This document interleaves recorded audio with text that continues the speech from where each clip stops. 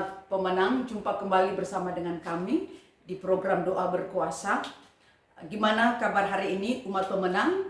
Saya berdoa dalam keadaan baik dan tetap kuat di dalam Tuhan. Karena kita harus kuat sekalipun ada tantangan, ada penderitaan, karena Tuhan menghendaki kita menjadi orang yang kuat. Seperti dalam firman Tuhan di 2 Timotius 2 ayat 1. Sebab itu hai anakku, jadilah kuat oleh kasih karunia dalam Kristus Yesus. Jadi firman Tuhan ini Paulus mendorong, menasihati Timotius sebagai anak rohaninya supaya jadi kuat di dalam kasih karunia Tuhan. Umat pemenang, dalam kata kuat di dalam firman ini dalam bahasa asli menggunakan kata endinamo. Dia terdiri dari dua kata, en berarti di dalam dan dinamo berarti kuasa atau daya. Jadi berarti kuasa yang ada di dalam. Jadi kita menggunakan atau kuat di dalam kuasa yang ada di dalam kita. Kalau kita kuat yang secara luar saja, berarti kita kuat secara fisik. Dan orang yang kuat secara fisik belum tentu dia akan kuat secara mental. Belum tentu dia akan kuat secara rohani. Karena itu kita harus kuat di dalam kuasa Tuhan.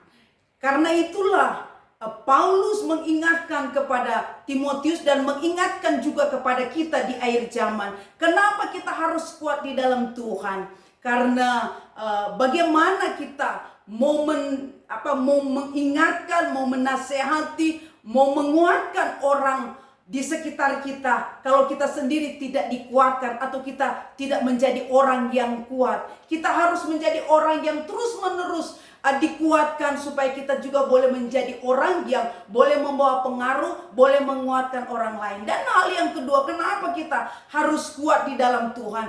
Karena di akhir zaman ini tidak menjamin keadaan akan jadi lebih baik. Karena dunia ini dunia yang semakin jahat. Firman Tuhan bilang hari ini adalah hari-hari yang jahat. Jadi tingkat persoalan, tingkat pergumulan pasti akan meningkat. Otomatis kita perlu kekuatan untuk menghadapi situasi akhir zaman ini. Karena firman Tuhan sudah katakan bahwa akhir zaman akan ada kesusahan-kesusahan besar. Karena itu kita harus mempersiapkan diri, kita harus kuat di dalam kuasa Tuhan, harus kuat betul-betul dari Tuhan, bukan kuat seperti apa yang ada di dunia. Kita jangan merasa kita kuat karena kita sudah memiliki harta, punya jabatan, punya kedudukan, atau kita sudah punya simpanan cukup banyak. Itu bagus. Tapi kalau hanya sekedar kita merasa kita kuat dengan apa yang ada di dunia ini, kita pada waktunya kita bisa akan mengalami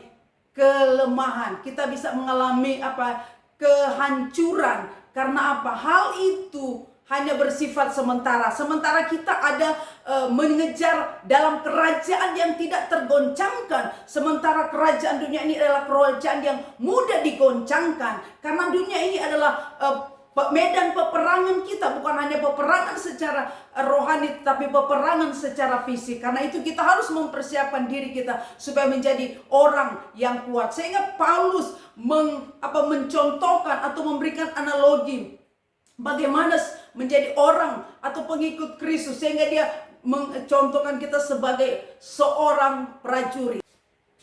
Umat pemenang, seorang prajurit jika dia mau berkenan kepada komandan, firman Tuhan katakan dia tidak akan memusingkan dengan segala urusan-urusan dunia, segala hal-hal yang ada di dunia ini. Tapi dia mau taat kepada komandan supaya dia berkenan. Demikian juga hidup kita. Bagaimana supaya hidup kita berkenan kepada Tuhan? Kita harus fokus dengan hal-hal yang kekal. Kita tidak terlalu sibuk dengan kesibukan-kesibukan atau dengan segala hal yang bersifat sementara di dunia ini. Karena itu supaya kita berkenan atau kita menjadi kuat, kita tetap setia kepada Tuhan. Dan hal yang kedua, Paulus menggambarkan sebagai pengikut Kristus, selain sebagai prajurit, sebagai seorang atlet, sebagai seorang olahragawan. Seorang atlet jika dia ingin mengikuti pertandingan untuk mendapatkan mahkota atau piala, dia harus mengikuti peraturan-peraturan peraturan yang ada. Jadi dia perlu taat untuk mengikuti peraturan supaya dia tidak diskualifikasi, tidak suka-suka dia. Demikian juga kita di dalam Tuhan, kita harus ada aturan main.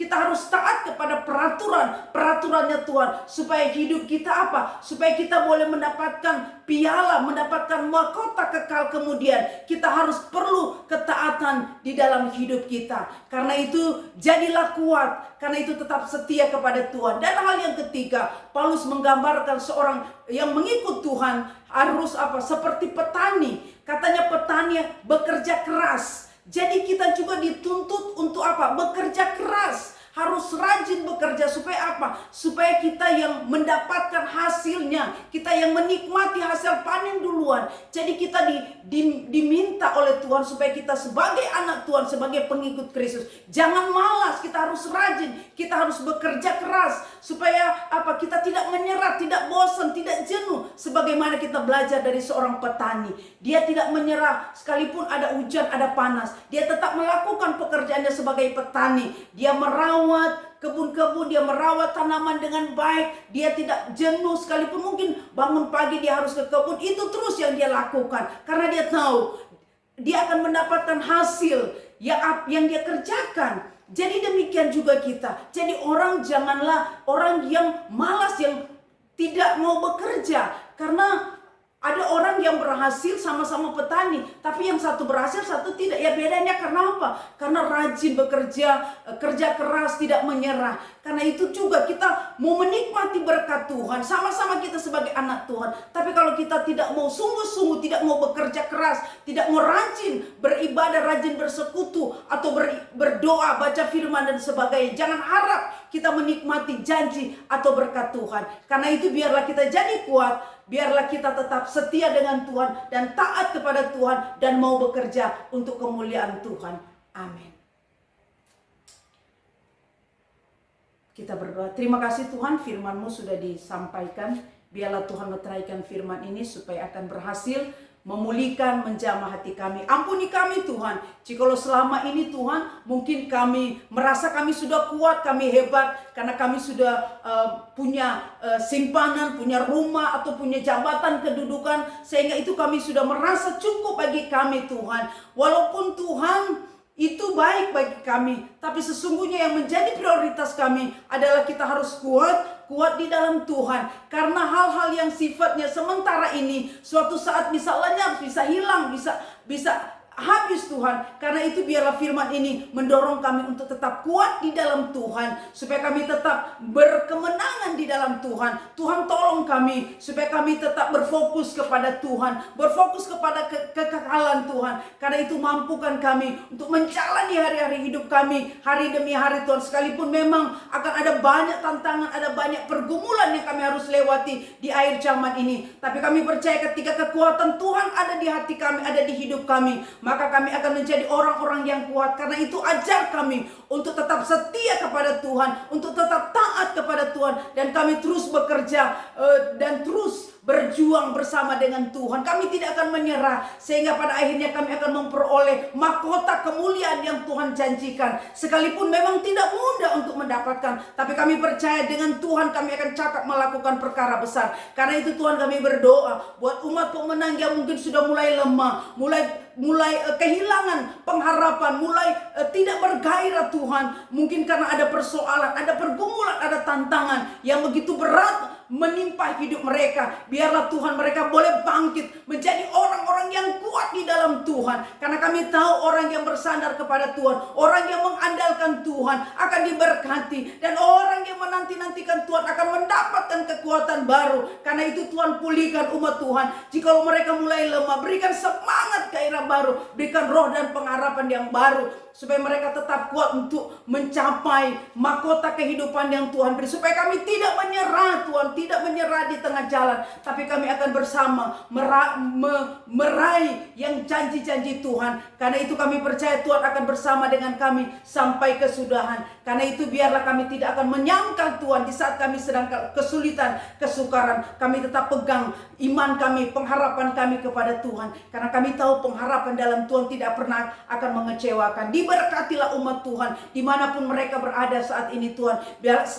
biarlah roh Tuhan yang akan melihara, menyertai kehidupan mereka, supaya mereka benar-benar boleh mengakhiri garis finish dengan kekuatan dan kemenangan yang dari Tuhan. Dalam nama Yesus Kristus kami bersyukur berdoa. Amin.